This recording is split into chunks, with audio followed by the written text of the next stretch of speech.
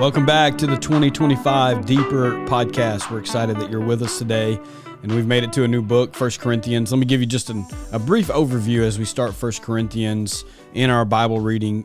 Corinth was a church that Paul had started, but apparently because of these two letters that Paul wrote to them, specifically 1 Corinthians, the first letter, Paul saw that there were some issues in the church. In fact, in chapter 1 that we read today, he really is going to confront some pride that's welled up within them, some division that's welled up within them, and really he gets down to it in verse 31 of chapter 1, where he says, "Let the one who boasts boast in the Lord."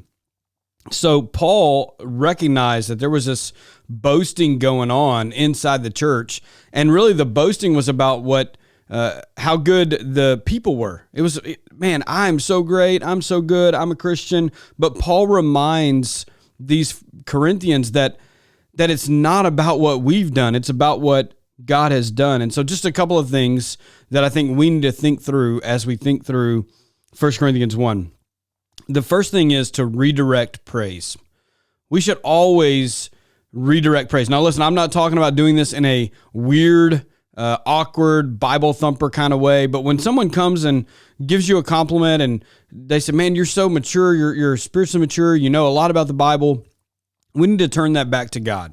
Now again, not in a weird way. Don't be a weirdo that turns people off in this, but I can remember I just told a church planner that we're working with that we're going to support them monthly, and he didn't say, "Man, that's awesome, I'm so great, I deserve all this." He simply responded, "Praise God."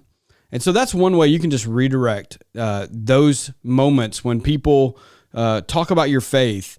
You can redirect them to Jesus. Without Jesus, there would be no faith for us. And so we need to redirect that, but we also need to practice gratitude. And these things kind of go hand in hand. When you realize how thankful you are and how much gratitude you have for what God has done for you, it really pushes the pride in your life down. It really keeps you from being prideful in a lot of ways. When you sit there and think, "Man, I am nothing without God." Jesus, John 15, "Without me, you can do nothing." And when you remember that and you just give God thankfulness, and you come with a thankful attitude, you come with an attitude of gratitude, and you're always thinking about how God's grace and God's mercy has just changed your life radically, it will help you to put the pride down, and it'll help you to direct the praise to God and not yourself. But then the other thing is resist comparison. Like, do not be one that compares yourself to another person. You know, there's always somebody in your life that you are more spiritual than. Like, there is somebody you can look at and say, well, kind of like the Pharisee said in his prayer, "God, I'm so glad that you didn't make me like him." Don't be that person. Resist that comparison. The only comparison you should be comparing yourself to is Jesus. And when you compare yourself and your life to Jesus' life, guess what? It doesn't measure up. That's why we need Jesus. So push the praise to God. Just go with an attitude of thankfulness, of gratitude for what God has done for you. And don't compare yourselves to others.